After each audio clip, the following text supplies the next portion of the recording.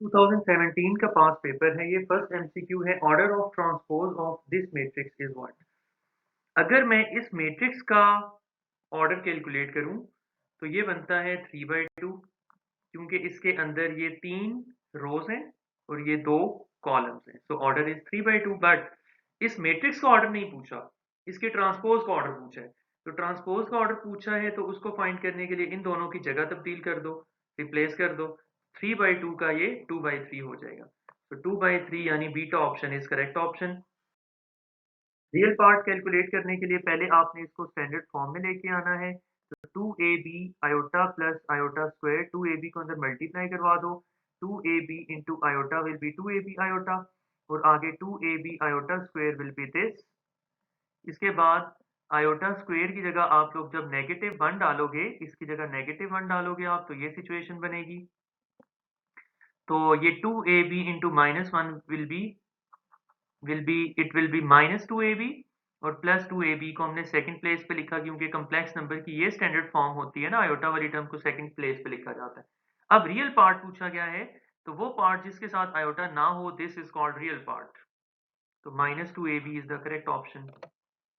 The relation y is equal to log of x with base z। यहां मैं थोड़ा explain कर दूं कि अगर आपके पास ये चीज ऐसे लिखी हुई हो, log of x to the base z is equal to y, तो यहाँ कुछ चीजों के, कुछ एलिमेंट्स के आपने नाम याद रखने हैं। याद रखिएगा z is called base. z को इस नंबर पे, इस पोजीशन पे आने वाले नंबर को बेस कहते हैं। x की पोजीशन पे आने वाले नंबर को, x को हम एंटी लॉगरिथम कहते हैं, इसको एंटी लॉगरिथम कहते हैं। और ये जो राइट साइड पे y होता है, इसको हम, राइट साइड पे जो भी नंबर आएगा उसको लॉगरिथम हम कहेंगे।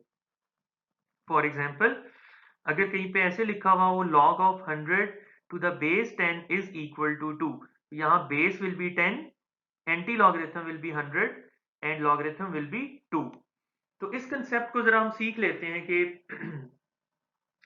ये अगर लिखा हो a power x is equal to y, तो इसको हम एक्सपोनेंशियल फॉर्म कहते हैं। लॉगरिथमिक फॉर्म में जाने के लिए आपने, बड़ा आसान सा इसका एक सीक्वेंस होता है कि आपने क्या करना होता है, जरा आप देखो। बल्कि हमसे ये पूछा गया है कि लॉगरिथमिक फॉर्म गिवन है, इसको हमने एक्सपोनेंशियल फॉर्म में लेके जाना है। तो हम लिखते हैं log of x to the base z is equal to y। Logarithmic form से एक्सपोनेंशियल फॉर्म में जाना बड़ा सिंपल है। ये आप देखो, ये सीक्वेंस याद रखिएगा। z के ऊपर ये आएगा और इक्वल होगा x के, यानी z power y will be equal to x। यहां से क्या बोला मैंने, z power y will be equal to x। z power y will be equal to x। अब आप देखो ये कौन से ऑप्शन में लिखा हुआ है, अल्फा ऑप्शन में लिखा हुआ है। इसके लिए चैप्टर 3 का जो चैप्टर 3 के जो लेक्चर्स हैं लॉगरिथम के, वो आपको स्टडी करने चाहिए, बिकॉज उसमें सही कंसेप्ट एक्सप्लेन किया गया है। इस एमसीक्यू में सिर्फ मैंने एक पॉइंट आपको बताया कि ये कन्वर्जन कैसे होती है। यहाँ पे बाइनोमियल सर्ट्स हैं ये दोनों, चैप्टर 4 में आपने सीखा होगा, नहीं सीखा तो आपको चैप्टर 4 के लेक्चर्स देखने चाहिए। बाइनोमियल सर्ट को कैलकुलेट करने के लिए, उनकी प्रोडक्ट को कैलकुलेट करने के लिए हमेशा एक ही फॉर्मूला यूज होता है, a square minus b square equals a plus b times a minus b. तो ये दोनों एक दूसरे के कॉन्जुगेट सर्ट्स हैं। मैंने कहा इनको फाइंड करने के लिए ये फॉर्मूला यूज होगा। तो यहाँ पे आपने a को इक्वल लेना है स्क्वायर रूट a के, और b को इक्वल लेना है स्क्वायर रूट b के। तो इस लिहाज से ये बनेगा a का स्क्वायर माइनस b का स्क्वायर। तो ये दोनों स्क्वायर्स इन रूट्स के साथ कट जाएंगे, तो a माइनस b बन जाएगा। Delta option is correct option. Let me raise this.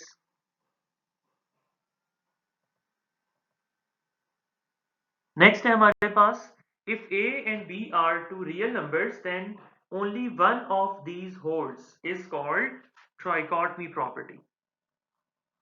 Okay, अब आप जरा देखो इसका मतलब क्या है। अगर फर्ज करो हम कहते हैं कि a for Ali and b for Bilal. अगर हम दो स्टूडेंट्स अली और बिलाल की हाइट कंपेयर करें, तो कंपैरिजन के सिर्फ 3 पॉसिबल रिजल्ट्स होंगे। पहला, या तो अली और बिलाल की हाइट्स इक्वल इक्वल होंगी, या हो सकता है अली की हाइट ग्रेटर हो बिलाल की हाइट से, या ये भी पॉसिबल है कि अली की हाइट लेस हो बिलाल की हाइट से। कोई फोर्थ पॉसिबिलिटी नहीं होती इस कंपैरिजन में, कोई एक ही आंसर आएगा इन तीनों में से। तो ये जो 3 पॉसिबिलिटीज होती हैं कंपैरिजन में, this concept is called trichotomy property. Next MCQ है, find m so that x power 4 plus 4x plus m is a complete square. आप देखो इसको जरा हम लिखेंगे, x4 को लिख सकते हैं हम x स्क्वायर का whole square, because 2 2s are 4. फिर इस मिड टर्म को फॉर्मूले की शक्ल में लिखो, 2 टाइम्स a इंटू बी. अब a आपके पास x स्क्वायर आ चुका है, तो यहाँ पे m किसके इक्वल लें कि फॉर्मूला कंप्लीट हो जाए. देखो इस जगह पे 4 कब बनेगा, जब यहाँ पे आपके पास 2 हो.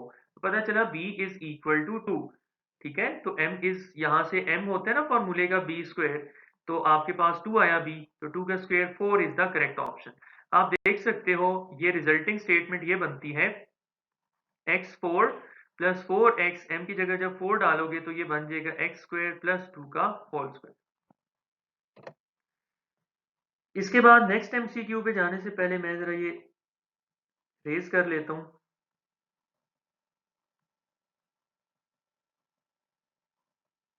If y is equal to 2x plus 1 and x is equal to 2, then what is y? आपके पास ये जो x की वैल्यू है 2, इसको आपने इस जगह पे रिप्लेस करना है, y की वैल्यू बन जाएगी. तो y is equal to 2 times x, x की जगह 2 लेकर आओ, 2 2s are 4, 4 plus 1 is 5, so delta option is correct option. A triangle having all sides different is called scalene triangle. यहाँ पे याद रखिएगा, वो ट्राइंगल जिसकी दो साइड्स इक्वल हो, वो ट्राइंगल जिसकी सिर्फ दो साइड्स इक्वल हो उसको आइसोसेलेस ट्राइंगल कहते हैं, और थर्ड साइड जो इन दोनों से डिफरेंट होती है उसको हम उसका ट्राइंगल की बेस कहते हैं, और ऑपोजिट पॉइंट को हम ट्राइंगल आइसोसेलेस ट्राइंगल का वर्टेक्स कहते हैं. फिर आपने ये भी याद रखना है, आइसोसेलेस ट्राइंगल में दो साइड्स, दो एंगल्स, दो मीडियंस, दो एल्टीट्यूड्स इक्वल होते हैं. स्केलीन में तीनों साइड्स, तीनों एंगल्स डिफरेंट होते हैं, तीनों एल्टीट्यूड्स, तीनों मीडियंस भी डिफरेंट होते हैं. इक्विलेटरल वो ट्राइंगल होती है जिसकी तीनों साइड्स, तीनों एंगल्स इक्वल होते हैं, तीनों एल्टीट्यूड्स इक्वल होते हैं, तीनों मीडियंस इक्वल होते हैं. Next is if one angle of a triangle is dash, if one triangle of a dash triangle is of 30 degrees, then hypotenuse is twice as long as the side opposite to the angle. यहां पे आपके पास Charlie option दुरुस्त option बनता है. ठीक है, यानी अगर आपके पास एक ट्राइंगल ऐसी हो,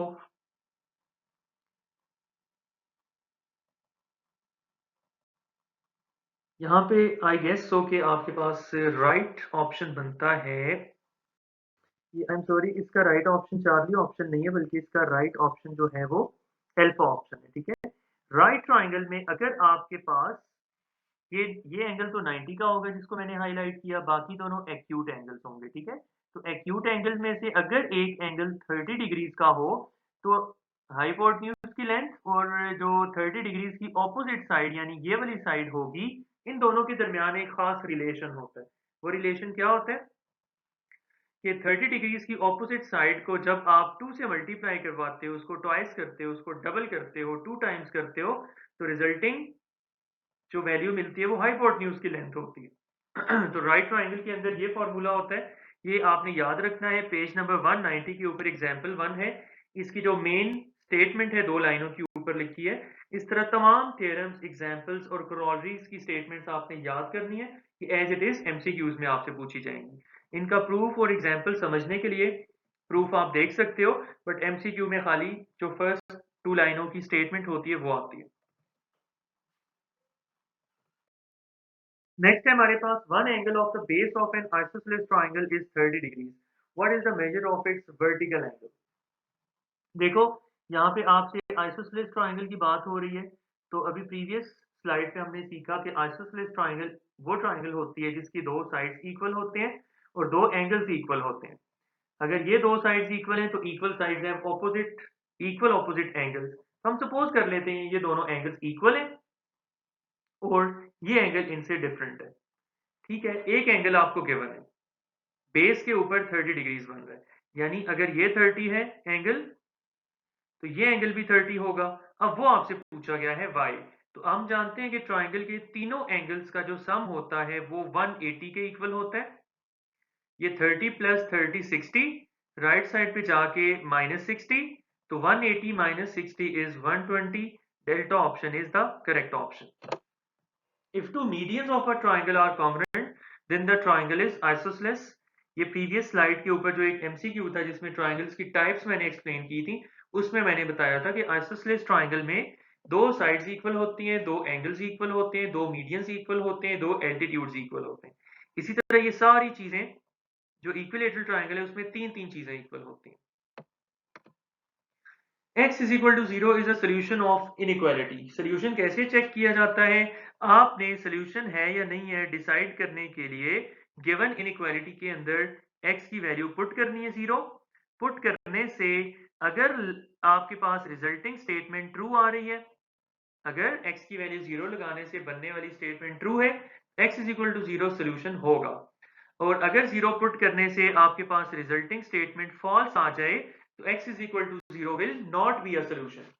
तो पुट करके चेक करते हैं, इस x की जगह 0 डालो तो 0 is greater than 0, this statement is wrong, false.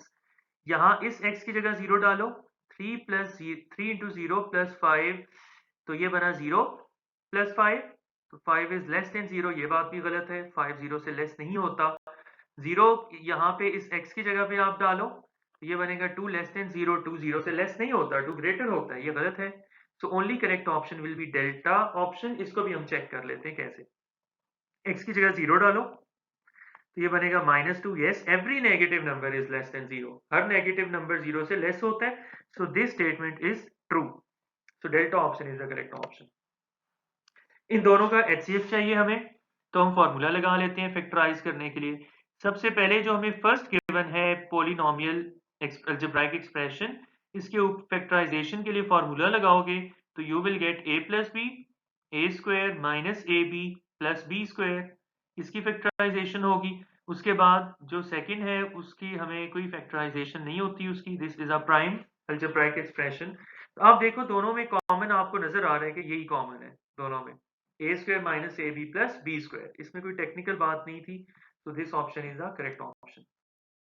Last MCQ, square root of this is what. आपने सबसे पहले इसमें कंप्लीटिंग स्क्वायर करनी है, तो आप देखो x पावर 4 को हम लिख सकते हैं x स्क्वायर का स्क्वायर यानी 2 2 जार 4। उसके बाद इसको हम लिख सकते हैं ऐसे, ये भी 2 2 जार 4 और प्लस 2। अब आप देखो होता ये है कि फॉर्मूले में राइट साइड पे ये चीज होती है, a square plus b square plus 2ab। इस सवाल में अगर आप कंपेयर करो इसको फॉर्मूले के साथ तो आपको नजर आ जाएगा a को आपने x स्क्वायर के इक्वल लेना है और b को आपने 1 ओवर x स्क्वायर के इक्वल लेना है। तो a को x स्क्वायर और b को 1 बाई x स्क्वायर के इक्वल लेते हुए जब आप फॉर्मूले में वैल्यू डालोगे इस फॉर्मूले में, तो ये सिचुएशन बनेगी x स्क्वायर का square plus 1 by x square का स्क्वायर, उसके बाद 2 इंटू a और फिर 2 इंटू b, तो ये हो जाएगा आपके पास a प्लस b का होल स्क्वायर यानी x square plus 1 by x square का होल स्क्वायर। सो इसके बाद आपने परफेक्ट स्क्वायर बन चुका है, ये स्क्वायर कंप्लीट हो चुका है। उसके बाद आपने जो है इसका स्क्वायर रूट ले लेना है क्योंकि क्वेश्चन में स्क्वायर रूट पूछा गया है, तो ये यहां से कैंसिल हो जाएगा, तो इसका आंसर आएगा plus minus x square plus 1 by x square. तो beta option is the correct option.